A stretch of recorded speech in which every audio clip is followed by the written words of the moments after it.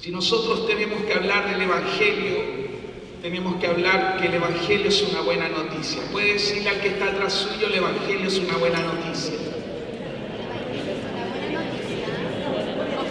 ¿Y por qué es una buena noticia? Porque la palabra de Dios viene a nosotros a orientarnos, a dirigirnos, pero también a enseñarnos a vivir. Por eso Jesús dijo: lleven mi yugo sobre ustedes y aprendan de mí, que soy manso y humilde de corazón. ¿Y qué dijo? Hallaréis descanso para vuestras almas. Porque mi yugo es fácil y ligera es mi carga. Lo que Él nos pone nunca es difícil, pero debemos aprender de Él. Yo sé que siempre yo hoy día me salté el primer versículo, porque a todos nos gusta la primera parte de esto, que dice: vengan a mí todos los que están trabajados y cargados, que yo los haré descansar. Una promesa del Señor. Pero para que esa promesa venga a tu vida y a mi vida, nosotros debemos aprender de Jesús. Debemos andar como Él anduvo y vivir, que Él sea el Señor. Como me dijo alguna vez un señor en el campo: oiga, mi hijo, no ponga nunca la carreta delante de los bueyes, porque si no, nunca va a avanzar. Y nosotros a veces en la vida y en la vida cristiana, a veces llevamos nuestras propias cargas y no nos dejamos guiar por el Señor. Y yo quiero que ponga el Chay en la primera. Tengo ahí un dibujito, que me gusta este dibujito, no sé si usted lo distingue bien. Pero a veces en la vida y en la vida cristiana andamos en una carreta con ruedas cuadradas, teniendo las ruedas redondas en la carreta, y no avanzamos. Por eso la palabra de Dios dice que esta carrera, la carrera de la fe, el caminar con fe, se hace puesto los ojos en Cristo, siendo Cristo lo primero. Por eso todo es Cristo. Si yo no conozco a Cristo, si yo no dependo de Cristo, si Cristo no es mi Rey, mi Señor, ¿sabe cómo voy a andar en la vida? Con una carreta con ruedas cuadradas. Dígale al que está al lado suyo: no andes con una carreta con ruedas cuadradas.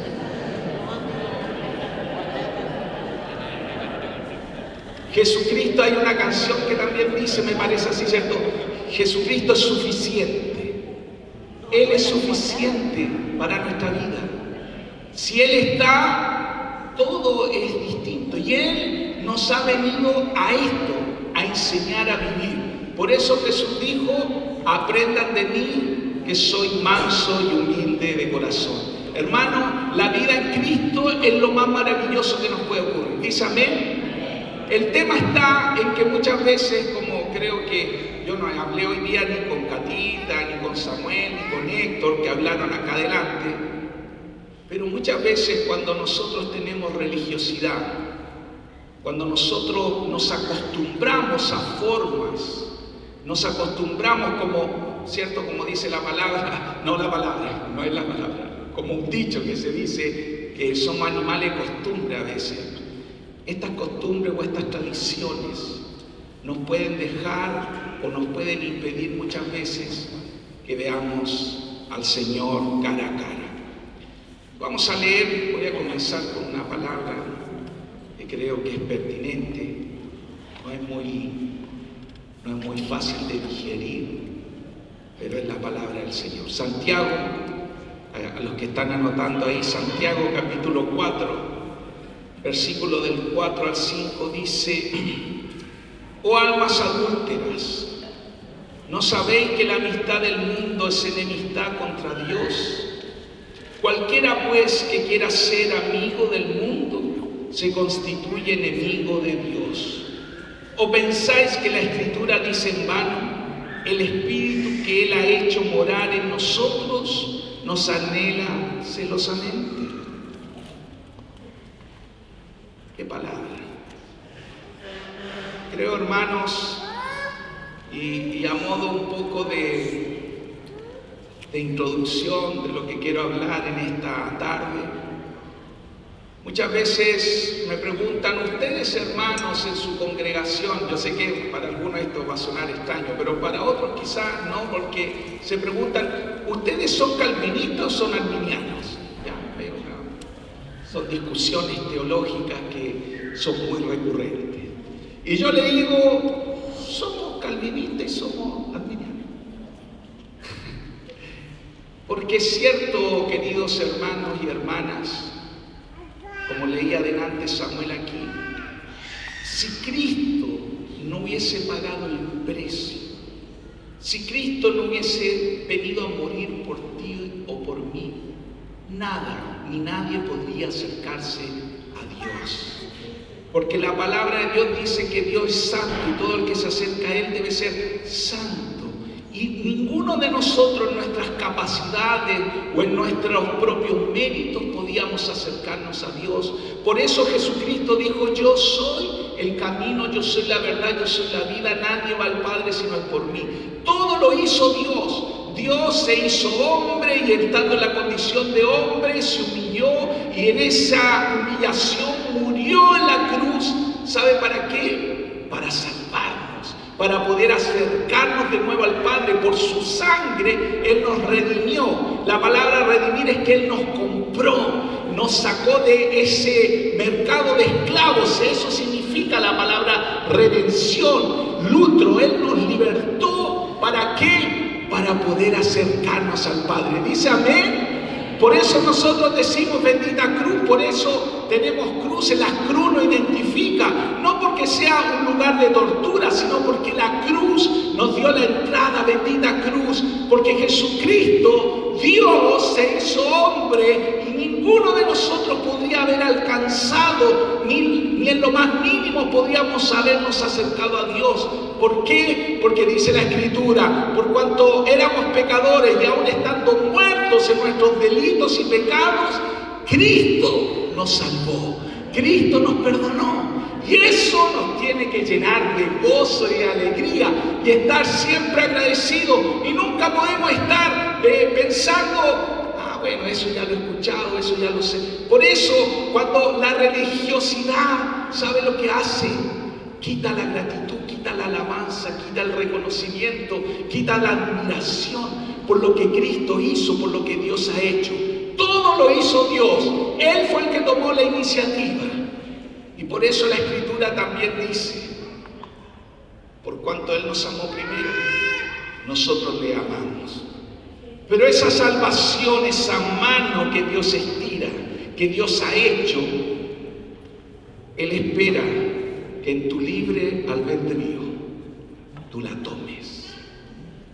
Tú tomes esa salvación. Tú tomes esa mano y no dejes que el pecado y el engaño te aparte. Entonces Dios dio el primer paso, hizo todo sin que ninguno de nosotros pudiera acercarse. Pero Él espera de ti y de mí una respuesta. Él espera de ti y de mí que tomemos la mano, que le digamos, sí, yo tomo tu salvación, sí, yo tomo tu perdón, sí, yo tomo lo que tú hiciste en la cruz, sí, yo me lavo con tu sangre todos los días, sí, yo me acerco a ti. Por eso Él nos ha dado esto, hermanos, y esto es lo más importante que tú y yo debemos entender, que acercarnos a Dios es lo más primordial que tú puedes hacer. No porque acercarte a Dios te haga más santo, más puro, sino que ya Cristo lo hizo. Pero nosotros debemos entender que Él nos ha dado esta capacidad de decir, yo tomo la mano de Cristo. Entonces yo quiero hablar en esta mañana, bueno, en esta tarde, sobre las prioridades, lo que es verdaderamente importante. Dile al que está al lado tuyo, lo verdaderamente importante, lo verdaderamente importante.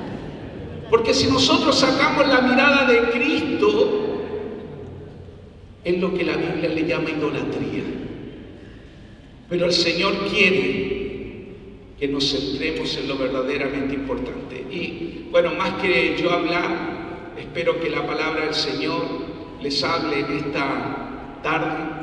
Y nos vamos a abocar a un libro que es bastante corto de la Biblia. Tiene 2 capítulos. Pero vamos a leer, no completo, pero algunos versículos. Así que anote ahí Ageo. Así se llama, el profeta Ageo.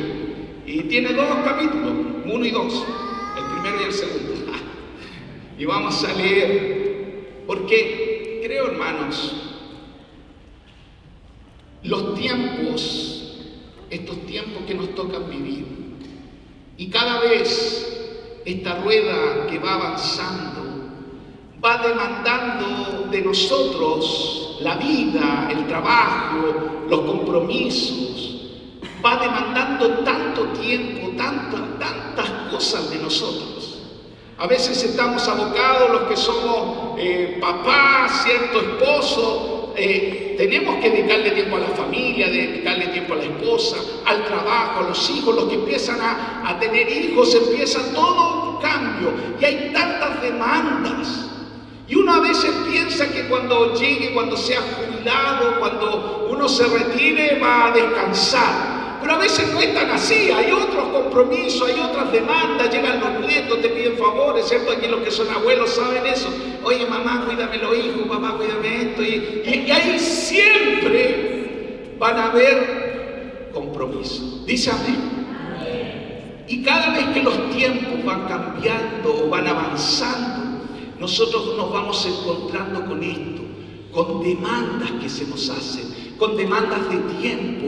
¿Y dónde nos vamos a abocar? Muchas veces uno quiere tener su tiempo y uno dice, este es mi tiempo.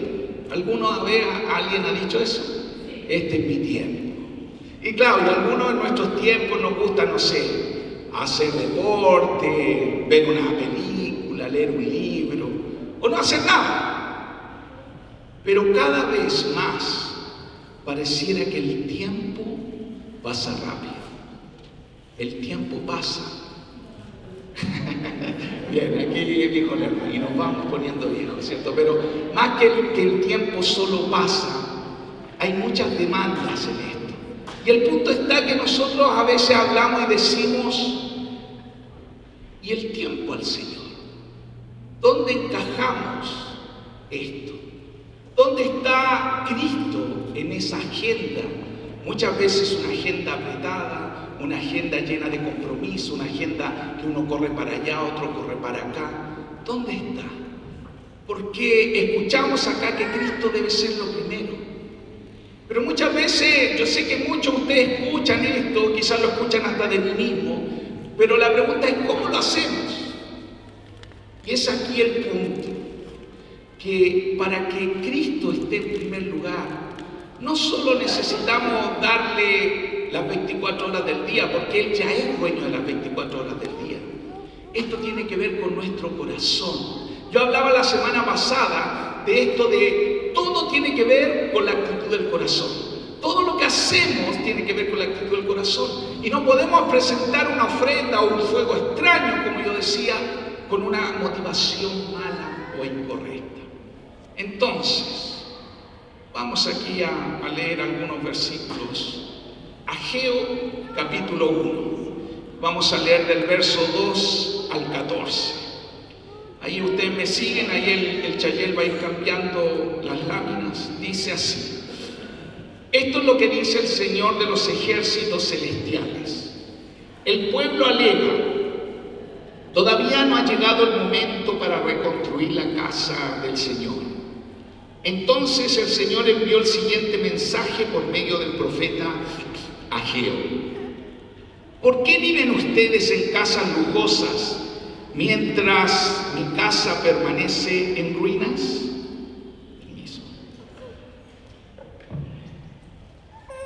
Esto es lo que dice el Señor de los ejércitos celestiales.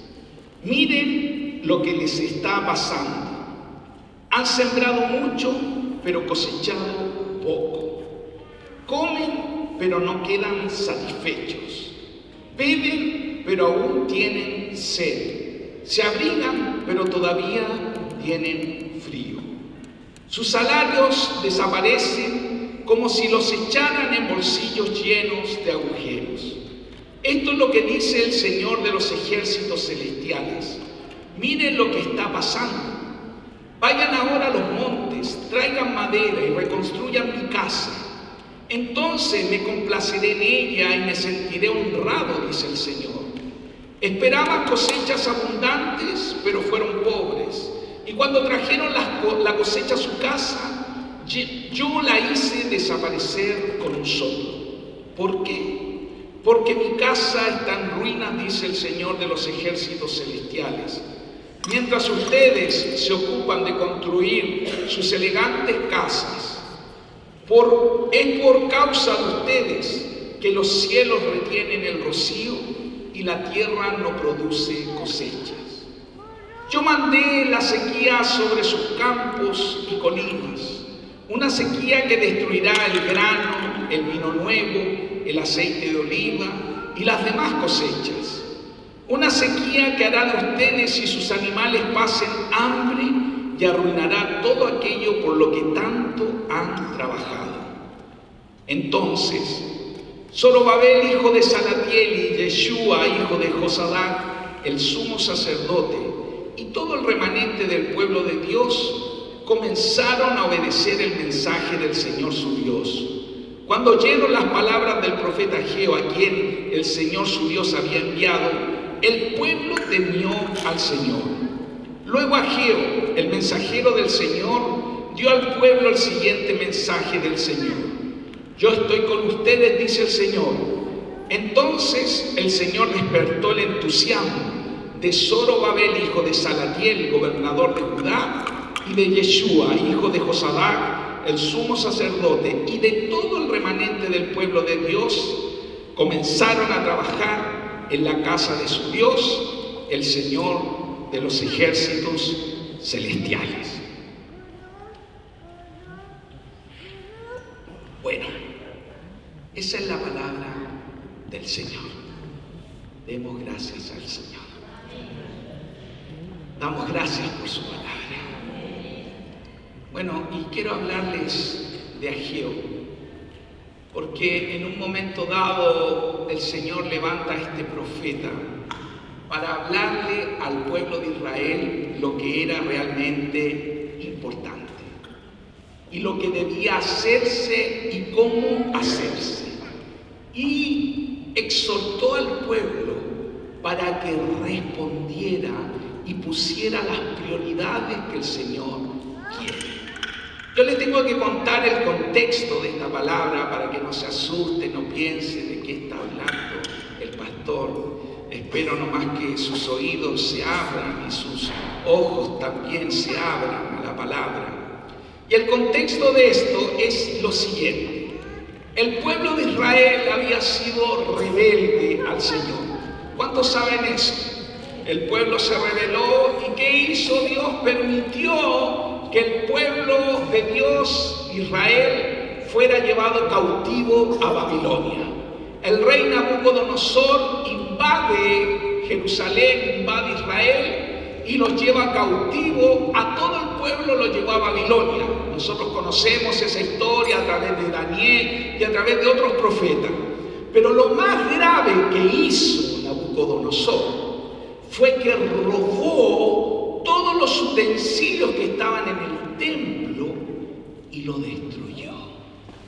Usted tiene que recordar que en este tiempo el Señor había escogido un lugar para habitar, solo uno. ¿Cuál era ese lugar? El templo. ¿Pero cuál era ese lugar específico? El lugar santísimo. Que la presencia, la Shekinah de Dios, la gloria de Dios estaba ahí. Por eso las personas iban y ofrecían sacrificios. Existía un solo templo. Hoy día, ¿cuáles son los templos de Dios?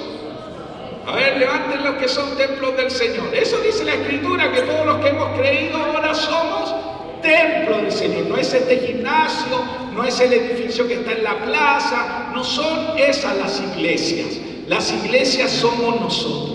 Pero lo que ocurría aquí es que lo que representaba el templo de Dios era que era el lugar donde habitaba Dios. ¿Y qué es lo que hizo Nabucodonosor, cuando invade Israel y lo lleva cautivo, destruye, saquea y destruye el templo. Dicho de otra forma, lo que hace es, ya no va a existir un lugar donde viva Dios. Rompemos esto. Dios habita en toda la tierra, pero el lugar que había escogido ya no va a estar. Y eso es lo que hizo Nabucodonosor. Por eso Nabucodonosor también es un prototipo de faraón de Egipto, de un anticristo, ¿cierto? Porque él vino a destruir donde estaba la presencia del Señor. Y él llevó a todo el pueblo de Israel cautivo, ¿cierto?, a Babilonia. Y pasaron aproximadamente 70 años. Y el profeta Jeremías, que fue uno de los profetas que profetizó y declaró, les dijo al pueblo de Israel: cuando se cumplan los 70 años, este pueblo volverá a Jerusalén, a Israel, y me reconstruirá el templo. Y Jeremías no solo estaba profetizando del pueblo en sí, sino que estaba profetizando aún de la segunda venida de Cristo. Él estaba diciendo que el pueblo de Israel sería libre, y en Jerusalén el Rey de Reyes y el Señor de Señores se sentaría y estaría reinando. Por eso nosotros cantamos estas canciones, que Él volverá y todo, porque todo esto fue profetizado. Pero algo específico que dijo Jeremías es que durante 70 años estarían en cautiverio, y después de 70 años el pueblo de Israel volvería a Jerusalén. ¿Y sabe lo que ocurrió? El Señor movió el corazón de otro rey que invadió Babilonia y que invadió el imperio babilónico, y que era el rey Ciro. Diga el rey Ciro. El rey Ciro de Persia.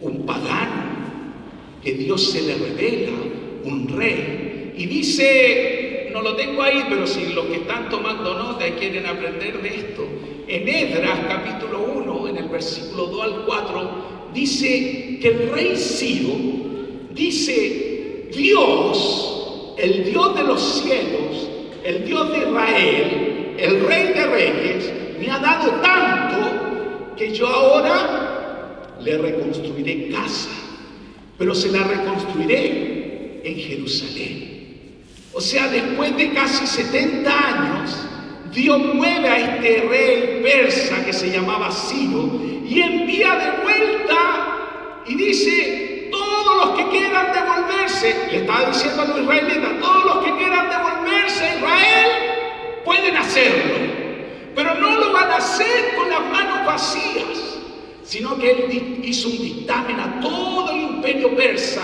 que había conquistado el mundo. Era un imperio muy poderoso. Y les dijo: todos los vecinos, todos los que quieran donarle ofrenda, oro, désenlo. Y más encima el rey Ciro levanta una ofrenda para reconstruir el templo. Entonces todos los israelitas que volvieron a Jerusalén, volvieron con oro, con plata. ¿Por qué? Porque todo el imperio les había dado dinero. ¿Para qué? Diga, para construir el templo. ¿Qué significaba el templo en esta época? La presencia de Dios. Diga, el templo significaba la presencia de Dios. Pero diga, aquí hay 2 o 3, los demás están durmiendo. Vamos, el templo significa la presencia de Dios. Dígalo. En este tiempo eso significaba que Dios vendría y habitaría en medio de nosotros. Entonces Esdras, con más o menos 50.000 israelitas, vuelve a Jerusalén, y con oro, con plata, cantando, porque después de 70 años habían sido liberados.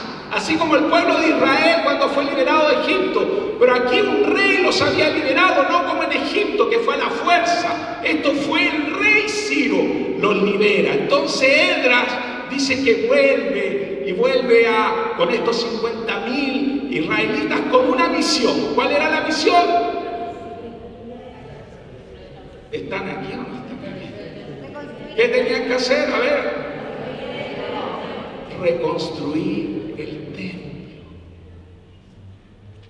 Eso es lo que nosotros hablamos. Yo sé que hoy no podemos construir un templo hecho por manos de hombres, pero cuando estamos en una congregación como esta, cuando alabamos al Señor, cuando hay 2 o 3 más reunidos, ¿saben lo que estamos haciendo? Reconstruyendo el templo. Claro, eso hacemos. Pero en esta época era una reconstrucción humana, que Esdras tenía este propósito, esta tarea. Pero Esdras, cuando llega a Israel, dice que en el año 536 a.C., todos estos 50.000 hombres solo pusieron los cimientos del templo. Y hasta ahí quedó la obra. Solo los cimientos. Ellos tenían una tarea. ¿Pero qué pasó con la tarea? Solo pusieron los cimientos. Entonces, 16 años después, se levanta este profeta Ageo, que es lo que estamos leyendo, para que usted, yo le hice toda esta clase un poco de historia bíblica. Se levanta este profeta Ageo para exhortar al pueblo para que reconstruya el templo. ¿Qué significaba el templo en esta época? A ver, diga, la presencia de Dios. Cuando Dios está, todo cambia. Cuando Dios está en un hogar, en un matrimonio, todo cambia. Pero cuando Dios no está, todo es caos, todo es religiosidad, todo es turbio. Por eso nosotros decimos y oramos, cuando oramos el Padre Nuestro y decimos, hágase tu voluntad como se hace en los cielos, hágase aquí en la tierra, en mi hogar, en mi familia, en mi vida. Lo decimos porque eso es lo que cambia todo. Por eso clamamos y oramos, venga tu reino, venga tu gobierno, porque eso es lo que cambia. No cambia solo decir soy evangélico, no cambia solo decir que soy cristiano, no cambia solo poner música cristiana o cantar o tener una Biblia. Lo que cambia es cuando el Rey de Reyes, el Señor de Señores, viene a la vida y al hogar de una persona. Por eso nosotros no somos más cristianos solo por congregarnos. Es verdad que cuando nos congregamos esto es parte del cuerpo de Cristo. Pero el reino de Dios, Dios lo quiere establecer en tu matrimonio, en tu vida, cuando nadie te ve. Por eso es lo que cambia todo, la presencia de Dios, el templo de Dios, esa presencia maravillosa que el Señor quiere darte. Pero eso viene cuando el Rey de Reyes viene a nuestras vidas. Y por eso el pueblo de Israel tenía esta misión. ¿Cuál? Reconstruir el templo, la presencia de Dios. Pero ¿qué ocurría con este pueblo? Y esto puede ser lo que nos ocurre a nosotros. Esto puede ser lo que te está ocurriendo a ti. Que tú dices ser, pero al final quizás no lo eres. Quizás tú dices o te has acostumbrado a una forma de cristianismo, pero que al final es una forma religiosa. Y no lo digo para los nuevos, para la gente que está aquí por primera, segunda vez o que lleva recién. Digo sobre todo para nosotros que llevamos mucho tiempo. A veces no hemos cambiado. Hay tantas cosas añejas en nuestra vida, en nuestro hogar. Aún a veces aquí mismo, en medio de la congregación, nuestras respuestas, nuestras formas, que no mostramos a Cristo y pareciera que Cristo no está. Entonces, la pregunta es, ¿cómo puedo yo realmente ser transformado y cambiado? Bueno, es así, cuando Cristo está en primer lugar en tu vida. Entonces, hermanos, ¿por qué no hacemos lo que es verdaderamente importante? ¿Por qué a veces gastamos nuestra vida, nuestros tiempos, nuestros talentos en tantas otras cosas y no en lo verdaderamente importante? Al pueblo de Israel eso le pasaba. tenían un mandato, tenían una misión en la tierra. ¿Y sabe cuál era esa misión en la tierra? Volver a reconstruir el templo. ¿Por qué? Porque el templo de Dios era la presencia de Dios. O sea, dicho de otra forma, este pueblo de Israel tenía una misión: traer la presencia de Dios a la tierra, traerla a la familia, traerla al hogar, traerla al trabajo, traerla a la cancha de fútbol, traerla donde tú te muevas. Es traer la presencia de Dios. Pero al igual que el pueblo de Israel se olvidó de su misión. Y dice que él olvidó, no vamos a ahí, yo después usted si quiere vuelve a leerlo, pero dice ahí desde los versículos que leímos, dice que Dios no era lo primero para ellos. No era lo primero, por el contrario, ellos escogieron algo. ¿Sabe cuál fue? Dice que la Reina Valera dice casas artesonadas, pero aquí lo que leímos es que muchos de ellos, ¿sabe lo que hicieron con el oro, con la plata que le habían provisto, que Dios por medio de un rey les había dado? Construyeron sus propias casas, construyeron sus propios reinos. Hermano, hermana, ¿quién es el que te da el trabajo? La empresa, tu profesión, lo que estudiaste. ¿Quién es el que te provee de salud para trabajar? ¿Quién es el que abre y cierra puertas? Entonces, si Dios es el que da todas las cosas, todo lo que tú recibes es de Dios. Y Dios quiere que tú lo uses, por supuesto, porque Él nos ha hecho mayordomos. Pero cuando yo lo que Dios me da, lo uso solo para mi bienestar, para mi bien, para mi reino, entonces hay algo que no está correcto. Y esto es lo que le ocurría al pueblo de Israel. Dios le había provisto, le había dado, les había dado primero la libertad, pero también les había dado recursos para que la presencia de Dios volviese a habitar en la tierra, para construir altares de adoración, como nosotros decimos, para que el reino de Dios viniese a los hogares, viniese a la tierra.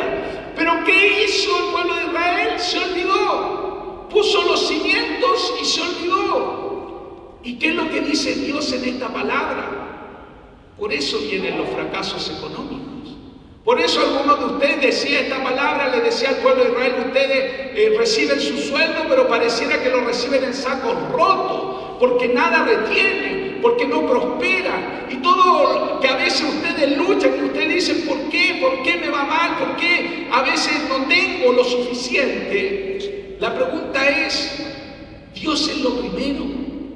¿Está haciendo lo primero? Porque para el pueblo de Israel no era lo primero. Por eso ahí en el verso 6, en el verso 10 al 11 habla específicamente de fracasos económicos. Pero no es porque Dios quiera hacerte sufrir, no es porque Dios sea malo o egoísta, sino que cuando nosotros perdemos el rumbo, perdemos el enfoque y nos centramos tanto en nosotros, que el egoísmo nos lleva a perder el propósito por el cual somos cristianos o somos llamados. Entonces dice que este pueblo construyó sus propias casas. Y no solo las construyó, sino que dijo: no hay tiempo para construir el templo.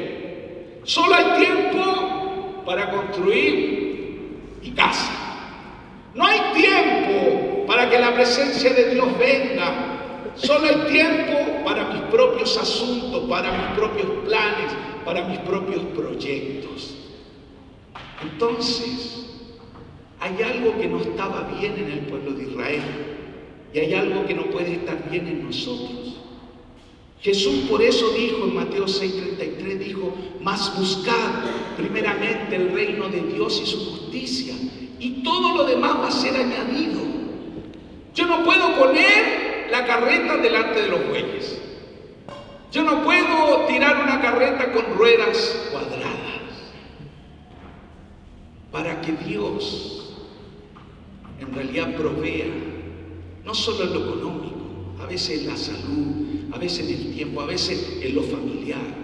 Yo te quiero decir que lo primero, lo que Él dijo, es que debemos buscar su reino y su justicia. Y Él va a añadir lo demás. Yo no puedo ir pidiendo y buscando la añadidura, porque a veces no va a resultar. A veces puede que te resulte. Uno conoce gente que no ama a Dios, que no respeta a Dios, y a veces le va bien económicamente y todo, pero ¿qué sacamos? Cuando la muerte toque nuestra vida y toque la puerta de nuestro corazón, ¿en qué eternidad estaremos? Porque hay una muerte eterna y hay una vida eterna. Y esto es lo que le ocurría al pueblo de Israel. Ahora, vamos a seguir leyendo ahí en Ageo. Vamos a leer ahora en el capítulo 2, del verso 2 al 9. Dice: di lo siguiente a Zorobabel, hijo de Salatiel, gobernador de Judá, y a Yeshua, hijo de Josadac, el sumo sacerdote, y al remanente del pueblo de Dios allí en la tierra. ¿Alguno de ustedes recuerda esta casa, este templo, con su antiguo esplendor? ¿Cómo se compara este con el otro? No se parece en nada. Sin embargo, ahora el Señor dice: Zorobabel, sé fuerte. Yeshua, hijo de Josadac, sumo sacerdote, sé fuerte. Ustedes que aún quedan en la tierra, sean fuertes. Así que ahora, manos a la obra, porque yo estoy con ustedes, dice el Señor de los ejércitos celestiales. Mi espíritu permanece entre ustedes, así como lo prometí cuando salieron de Egipto. Por lo tanto, no teman.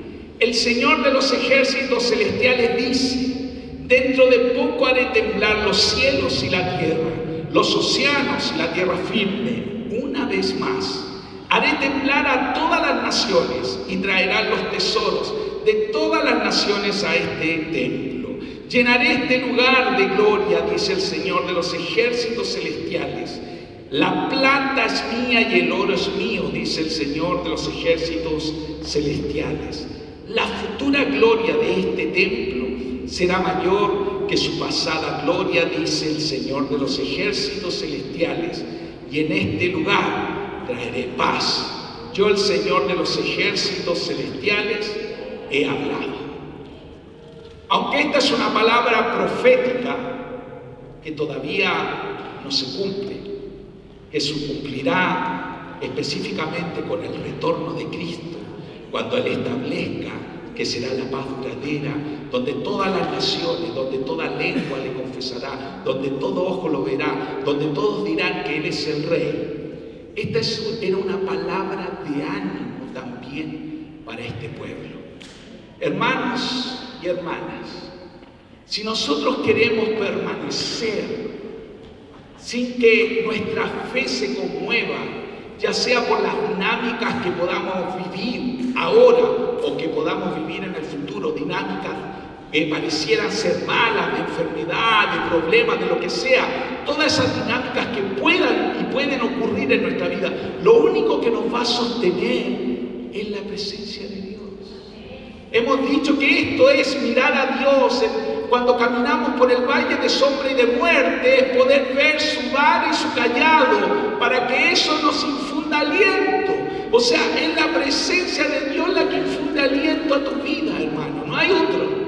Uno te puede alentar, uno puede decir muchas cosas. De aquí mismo yo puedo decir muchas cosas. Pero es cuando Dios nos habla, cuando viene su dulce voz, cuando viene su palabra a nosotros. Eso es lo que nos infunde aliento, nos infunde paz. Y por eso aquí, por medio del profeta Ageo, el Señor le habla al gobernador Zorobabel y al sumo sacerdote Yeshua, ¿cierto? ¿Para qué? Pero no solo a ellos, sino a todo el pueblo, para que no teman, para que se alienten, para que traigan la presencia de Dios, o sea, para que construyan el templo.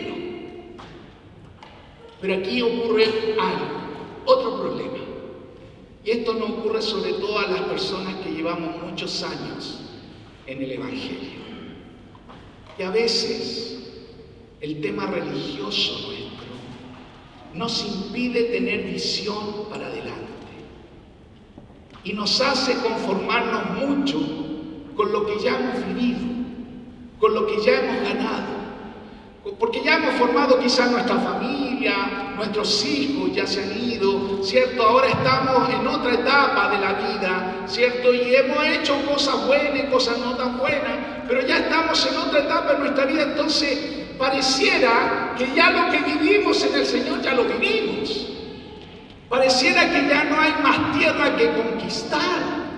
Y a veces los que llevamos muchos años en esto nos conformamos. Y el espíritu que tenía Josué y Caleb, que Caleb siendo un viejito de 80 años dijo: dame este monte y lo conquistaré porque tengo la misma fuerza que cuando tenía 40. Pareciera que en nosotros no está. Porque no hemos conformado a decir: no, ya somos viejitos. Ya no, ve pastor, que me duele la rodilla. Ya no puedo caminar. Tengo frío, me enfermo. Y hay algunos que físicamente a lo mejor estamos desgastados, y me incluyo. Pero como dice la palabra del Señor, una cosa es estar desgastado por fuera, pero Pablo decía: pero por dentro estoy todavía con la misma fuerza, con la misma pasión. Y hay algunos que aquí son jóvenes físicamente, pero son re viejos espiritualmente, sin ganas de conquistar, sin tener pasión, sueños en Dios, en decir: esto quiero hacer. Y por eso a veces llevamos tiempo y han pasado el tiempo y nos hemos acomodado, nos hemos vuelto perezosos espiritualmente, porque pensamos: ya hemos hecho lo que teníamos que hacer. ¿Y sabe lo que pasaba con este pueblo? Pasaba lo mismo, porque muchos de ellos, ¿cierto? Sobre todo los mayorcitos, los que tenían más de 70 años, habían visto el antiguo templo, el que destruyó Nabucodonosor. ¿Cuál era ese templo? ¿Sabe usted cuál era? ¿Sabe cuál templo era? El templo de Salomón, un templo espectacular, construido con lo mejor. Un templo que era una gran maravilla. Era un templo donde se jactaban los israelitas porque era precioso estructuralmente, con los mejores materiales, lleno de oro, de plata. Era fabuloso. Entonces, muchos de estos eran niños y habían visto la majestad de ese templo, habían visto la esplendor. Pero ahora decían: ¿qué vamos a construir esta posible? Este sucutril, como le dice el sucutril, ¿cierto? Una cuestión fea, no sé. ¿Y sabe lo que ocurría con las personas mayores? Empezaron a desanimar a los más jóvenes. De hecho, es lo mismo que paró la obra. Porque cuando nosotros estudiamos, no sé, Nehemías, decimos que hubo oposición para reconstruir el templo porque Sanbalat, ¿cierto? Tobías se levantaron y empezaron a burlarse del pueblo de Israel. ¿Se acuerdan que cuando hemos estudiado Nehemías? Pero para la reconstrucción del templo no fueron los enemigos, porque todo el imperio persa que había autorizado y había bendecido al pueblo para reconstruir. Pero ¿sabe de dónde vino el desánimo? Dice Esdras en el capítulo 3, en el versículo 11 y 12, dice que cuando echaron los cimientos, ¿Saben lo que hicieron las personas mayores, los sacerdotes, levitas, todos los que tenían más de 70 años? Se pusieron a llorar, no de alegría, se pusieron a llorar de pena, porque tenían nostalgia del otro templo y dijeron: ¿de qué sirve lo que estamos haciendo? ¿De qué sirve reunirnos en un gimnasio con techos rotos, con ventanas rotas? ¿De qué sirve cantar, venir a adorar al Señor? ¿De qué sirve? ¿De qué sirve cantar, hacer iglesia en casa? ¿De qué sirve? ¿De qué sirve orar? ¿De qué sirve leer la Biblia? ¿De qué sirve obedecer al Señor? Y algunos también decían: pero si ya estoy, ya hice, ya llegué, es como que ya llegué a la meta. ¿Cuál meta, hermano? Hermana, ¿cuál meta? ¿Dónde has llegado? El que no avanza y el que se detiene, ¿sabe lo que ocurre? El diablo te devora. Por eso, aunque muchas veces no tengamos la misma fuerza, y es cierto, porque el tiempo pasa, ¿cierto? Es verdad. Pero eso es físicamente, puede ser. Los que somos mayores, eso puede ser. Pero interiormente, todavía están las ganas de predicarle a otros. Todavía están las ganas de conquistar, de avanzar, de interceder, de traer a muchos al reino. Todavía están las ganas de criar las ancianas, dice la palabra de Dios, que enseñen a las más jóvenes, y así, y todos edificándonos, todos apasionados, todos por construir el templo.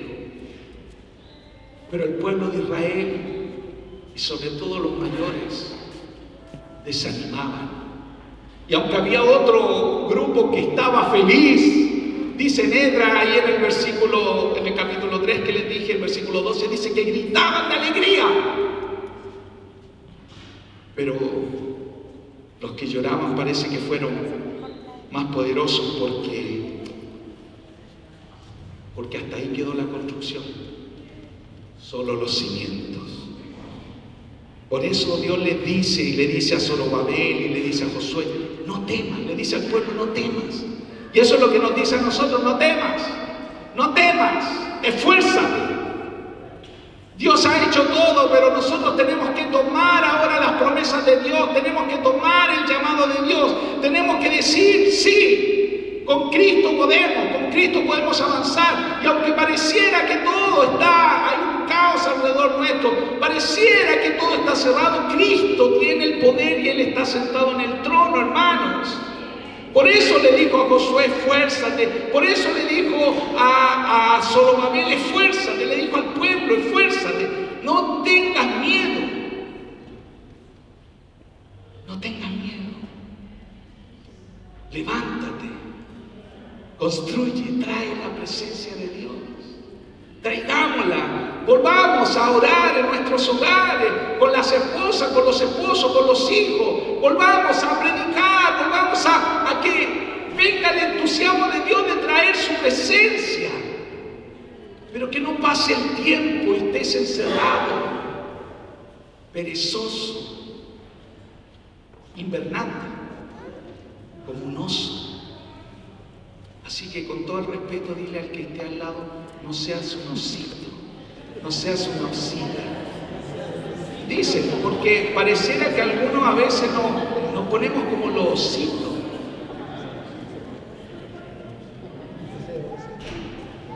No lo voy a leer, después usted lo termina de leer, pero ahí en Ageo 2 del día 19 también el Señor les exhorta y dice: entiendo por qué a ustedes no les va bien, y habla por no confesar pecados, por guardarse. El pueblo pensaba, y esto es lo más entretenido ahí en Ageo, después usted lo lee, créame que lo dice así. El pueblo, cuando empezó a construir, llevaba 3 meses construyendo. ¿Y sabe lo que quería? La bendición al tiro. Ya pues, Señor, si llevo 3 meses yendo al culto, ya pues, Señor, si estoy yendo a iglesia en casa hace 3 meses, bendíceme, ¿por qué no cambia? Y a veces hay hermanos que también piensan, ¿por qué no cambia nada? Si yo empecé a ir a la congregación, me empecé a congregar, ¿por qué no cambia nada? Y sabe que el pueblo de Israel también pensaba que durante estos 3 meses el Señor los bendijera. ¿Y sabe lo que ocurrió? Que a donde no los bendijo, ¿sabe lo que hicieron? Dejaron de construir, dejaron de avanzar, porque pensaron, Dios no me bendice. Pero si a mí me dijeron que si yo voy a Dios, Dios me va a dar todo lo que yo quiero. Pero no me dijeron lo que está diciendo el pastor adelante, que hay que buscar el reino de Dios y su justicia primeramente. Y esto no es así instantáneo, porque nosotros no hacemos trueques con Dios. Si tú vienes por un trueque, estás equivocado. Este no es el Evangelio. El Evangelio no es de trueques, de negocios. Por eso, ¿sabe lo que ocurría? 3 meses habían trabajado y ya querían la bendición. Pero durante 16 años no hicieron nada. 16 años no hicieron nada y en 3 meses querían la bendición. ¿Cuánto tiempo has estado sin Dios? Y a veces, porque llevas 1 mes, 2 meses, 1 año, quieren la bendición. Pero así no funciona. Eso no es el Evangelio. El Evangelio es que buscamos su reino y su justicia y Él añade. ¿Cuándo añade? Cuando Él quiera. Y si no añade, ¿vas a seguir? Yo sí. Ese es el grupo Monet. Seguimos, no por lo que nos da, sino por lo que Él hizo en la cruz. Por eso no es suficiente hacer la obra de Dios, sino con la motivación correcta, como hablaba la semana pasada. Dice que sin santidad nadie podrá ver a Dios, con manos limpias y con el corazón puro. Por eso, cuando el pecado no es confesado, es el mayor obstáculo para realizar la obra de Dios. Por eso, cuando hay pecado oculto, cuando hay crítica, cuando hay juicio, cuando hay algo, enemistad contra alguien y no lo hemos resuelto, nada sale bien. Nos vamos añejando. Por eso, hermanos, no permitas que las dificultades, que el enemigo, que las inclinaciones egoístas te aparten del llamado de Dios. ¿Qué obra Dios te ha llamado a hacer? ¿La has empezado pero no la has acabado? ¿Estás desanimado? Quizás todavía no sabes lo que tienes que hacer. Al igual como el Señor le dijo a este pueblo, le dijo: yo estoy contigo. Le dijo: no temas. Le dijo: te bendeciré. Le dijo: yo te escogí. Y estas mismas palabras son para nosotros, para reconstruir la presencia de Dios. Y ya estoy terminando con esto, por favor, Tomás. Y quiero terminar con esta palabra que está en Filipenses capítulo 1, versículo 6, que dice: y estoy seguro de que Dios, quien comenzó la buena obra en ustedes, la continuará hasta que quede completamente terminada el día que Cristo Jesús vuelva. Yo sé que Él irá trabajando en nuestra vida, irá haciéndonos madurar, pero yo tengo que tomar su mano. Yo tengo que querer construir el templo, construir su presencia, traer su presencia. ¿Dónde? A mi vida, a mi hogar, a mi familia, a mi trabajo. De eso se trata el cristianismo. Este es el propósito por el cual Dios nos perdonó, nos salvó. No hay nada mayor, no hay mayor privilegio que servir a Jesús y ser su hijo o hija. Ponte de pie para que oremos y para que le digamos al Señor. Quizás aquí algunos de nosotros tienen que, frente al Señor, decirle: quizás en este tiempo, Señor, tú no has sido mi prioridad. Quizás en este tiempo yo he estado haciendo otras cosas. Quizás yo he estado pensando que estoy construyendo para tu reino, pero con otra motivación. Quizás yo me he conformado, me he excusado. Quizás alguno de nosotros también ha querido que Dios lo bendiga, pero como casi por un trueque, por una forma de decirle al Señor: Señor, yo ya te sirvo, yo voy todos los domingos a la reunión. Pero lo que Dios quiere realmente es cambiar nuestra vida. Su gracia está en este lugar. Su poder está aquí, su presencia está aquí. Hermano, hermana, no cerremos nuestro corazón a su palabra. No cerremos nuestra vida, no pensemos. Quizás tantas excusas hay, quizás hasta justificadas. Pero hoy el Señor ha venido a decirte: tú eres mi hijo, tú eres mi hijo. El Señor está diciendo: fuérzate, no temas. Dios está aquí. Gracias, Señor, porque aunque tú vas a seguir haciéndonos madurar hasta tu regreso, tú esperas hoy día una iglesia, un templo que sea construido en nuestras vidas, en nuestros hogares, en esta ciudad, en este país. Señor, nosotros hemos dicho que queremos ser y estamos cumpliendo la palabra profética, que desde los últimos de la tierra se oirá